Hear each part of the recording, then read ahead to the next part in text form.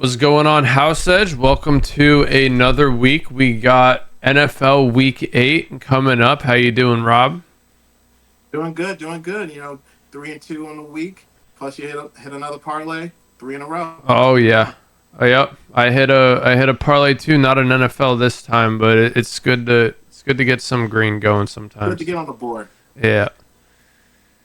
Going into our picks, we have a couple common plays this week. We're both going to be taking the Vikings 3-point favorites over the Rams. The Rams, they did not look good this last week, even though they were against the Raiders and they did get the win. It looked a little bit tough against that terrible Raiders team. They're shopping around Cooper Cup as of today. Vikings are going to look to bounce back after a disappointing loss against the Lions. I just see the Vikings covering this pretty easily. Yeah, I love a bounce back spot here. Plus, we got the Vikings who are in top three or top third in offense and defense, and then we got the Rams that are on the bottom third of each. I think the Vikings win this by a bunch of points. Yep. The Rams are just not a good football team this year. I even saw a couple reports today. I don't know if this was true at all, but I saw that Matthew Stafford was being shopped to the Vikings. No way, no Yeah. way. They're gonna stay with Sam Darnold. There's no reason to Yeah, change around that. You're 5-1. You lost to the Lions. They're the best team in exactly. football. And it's not like you guys played bad either against them. Yeah, you played a great game. Yep. I don't think that's true. Maybe Matthew Stafford is on the move, but the Vikings aren't making that call. Probably not. Yep. Then next, we are both also taking the Commanders money line. The Washington offense is looking very good. The Bears, their wins this season, I just do not trust the Bears worth anything. I believe they have wins against the Panthers. One second, I'm pulling it up. They beat the Jaguars, the Panthers, the Rams, and the Titans. These are NFL bottom feeders with losses to the Texans and the Colts. The Bears are an undercover trash team who's disguising as 4-2. Once they start playing real teams like the Commanders, they're going to get exposed. Yeah, I love this play. The Commanders their offense looked great, even with Jalen Daniels going out in that first drive. I mean, I know it's against the Panthers, but Marcus Mariota doesn't get a lot of time. I'm sure he doesn't get many first team reps. So to just come in there and the offense keep flowing, put up 40 points, it really shows some promise. And like you said, the Bears have only beat bad teams. And even though Caleb's great, he is a rookie quarterback at the end of the day. So that gives you a chance of an upset. Yep. I'm not bought into this Bears team at all. After seeing Mariota hum along just fine with that Washington offense, and he was being aggressive. He was running the ball a lot, just like Jaden would.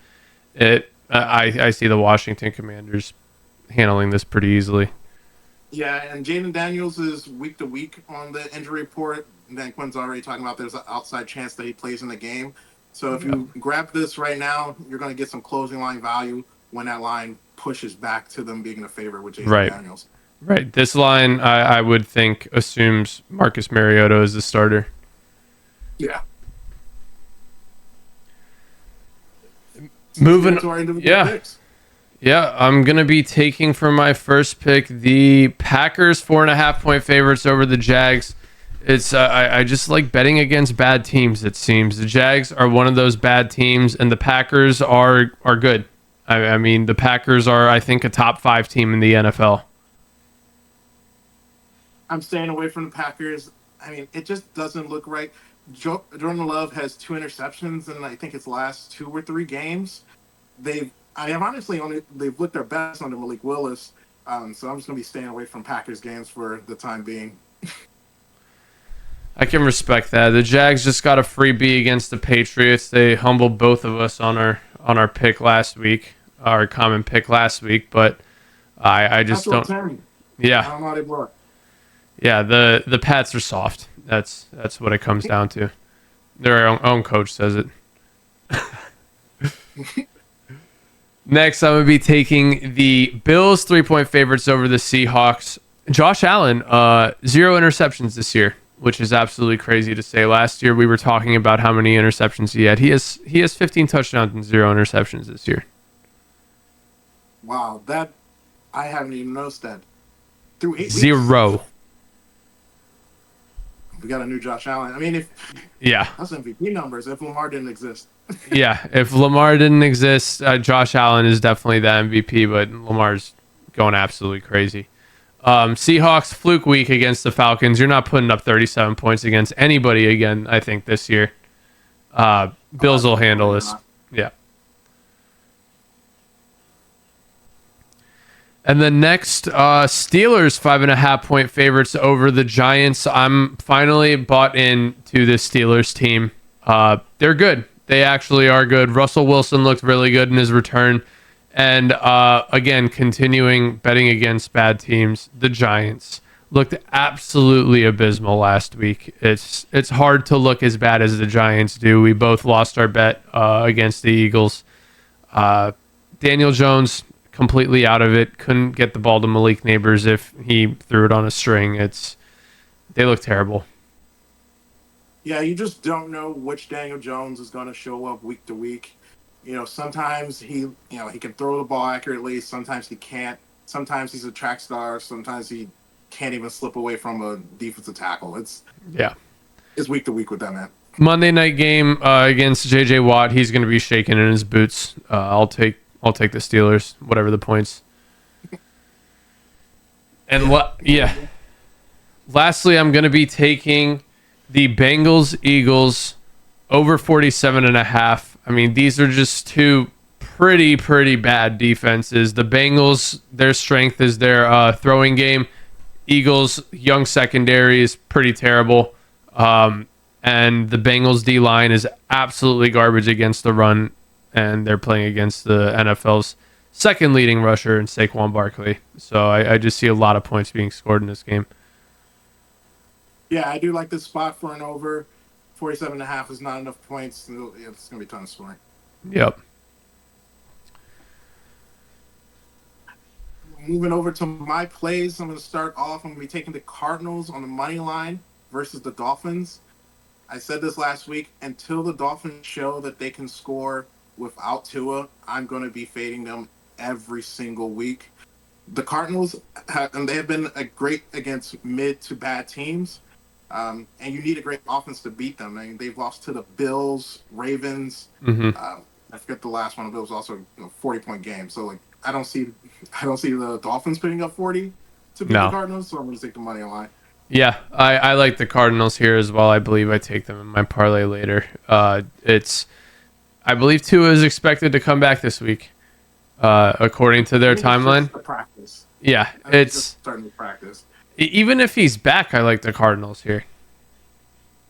Yeah, I mean, is he going to finish the game? Yeah. I hate to say that. Yeah.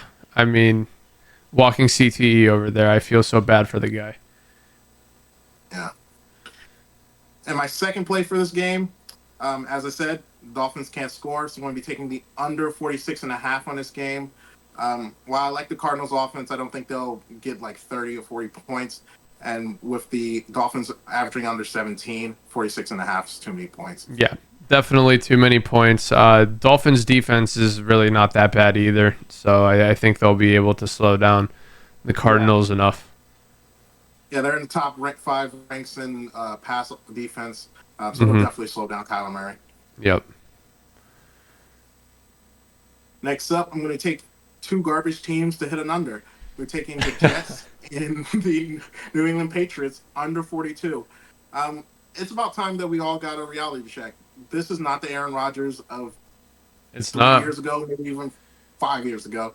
It's just an old washed Aaron Rodgers. I don't think they'll be able to put up 42 points, and New England has no hope on offense at this point. Yeah, I mean, Aaron cares more about his appearance on Pat McAfee's show every single week than he does about suiting up on Sunday at this point. I mean, he should just retire. I mean, it's gone on long enough. Zach Wilson was 4-3 through 7 games. You're 2-5, brother.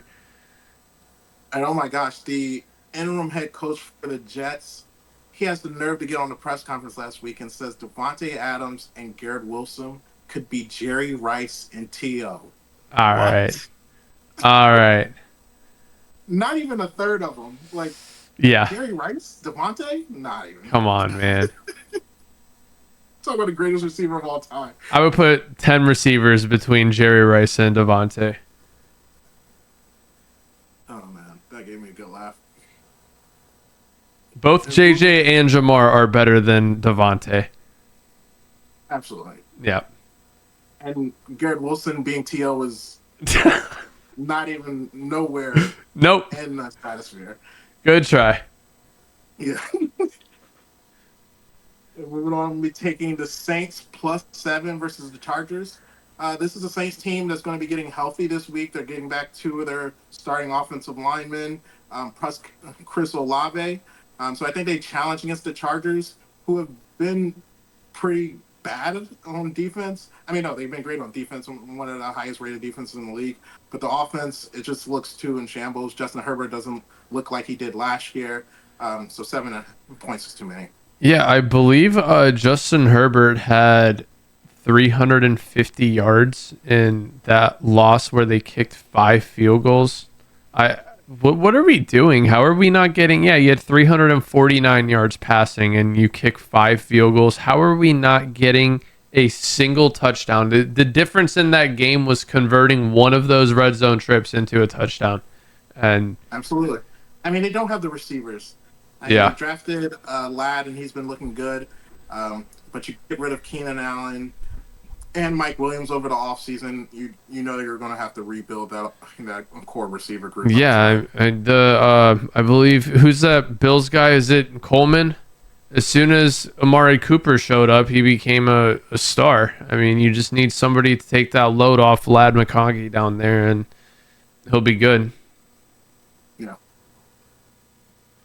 And lastly, I'm going to take the 49ers -4 versus the Cowboys.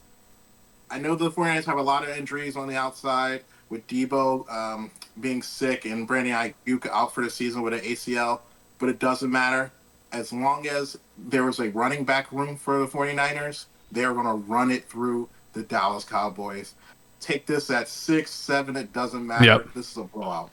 Yeah, I like this as well. I'm taking the 49ers money line in my parlay, but yeah, it's I can't trust the 49ers to cover any spread anymore, but this Cowboys team is abysmal. Jerry Jones will be kicking himself to the day he rolls over why he didn't trade for Derrick Henry this offseason. And why didn't he do anything? Why didn't he pay his guys early so he has some cap room? Yep. I mean, we can go on forever about the Cowboys and their roster. Yeah, he needs to sell the team at this point. Yep. Give it to a son or something. I don't know. I think his son is running. Oh boy. As GM. All right. Or assistant GM. Out of the family. Sell it out of the family. Amen. That rounds out.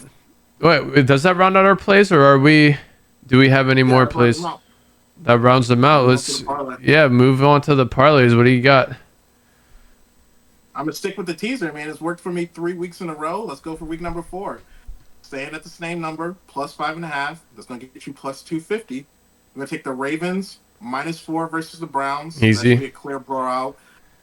We got the Lions -5 versus the Titans. Another clear blowout. You know, Will Levis is not beating Jared Goff. Yeah. Then we get a little. You know, this is where it gets competitive. I'm gonna take the Broncos -3 versus the Panthers. I love that Broncos defense, but if the Panthers, you know, Bryce Young came back in there and messed up Bo Nix, that wouldn't be crazy, but he won't. And we got the Chiefs -4 versus the Raiders. I don't trust the Chiefs to cover big spreads like a 9.5, 10, but a 4 against the Raiders is all day. Yeah, Raiders also kind of have the Chiefs number. I wouldn't be surprised if this is the first loss on the Chiefs calendar, but that's the only one I'm kind of nervous about in this teaser. But the rest of them, I think, are passing with flying colors. Thank you. And what you got? Yeah, for my parlay, sticking to the money lines. Texans over the Colts. Chargers over the Saints. I don't think the Chargers are that much worse than the Saints. 49ers over the Cowboys and Cardinals over the Dolphins. That puts me at +518. Just betting against bad teams, pretty much. Hey man, we're not gonna be calling the Colts a bad team. You know, Colts we straighten are them up. Colts are elite when Joe Flacco is the quarterback. Is Joe Flacco elite? This is still a question. He is elite. With this today's batch of quarterbacks, Joe Flacco is elite. Oh man. He looked mid Yeah, next well, to Tom Brady and Peyton Manning. Today, he is elite. that's okay. I can take that argument. But yeah, I like your parlay. Outside of that Chargers pick, yeah, I think I should have lost I right there. just I don't think the Saints will cover 7.5 and win outright. It's after a disappointing loss to the Cardinals. Jim Harbaugh is going to get in the end zone a couple times. And I don't really I trust mean, the Saints to get in the end before zone. those old linemen went hurt in week 3, this was the best offense in football. Remember that. That's true. All right. That rounds out NFL Week 8. Luck with your bets. We'll see you next time.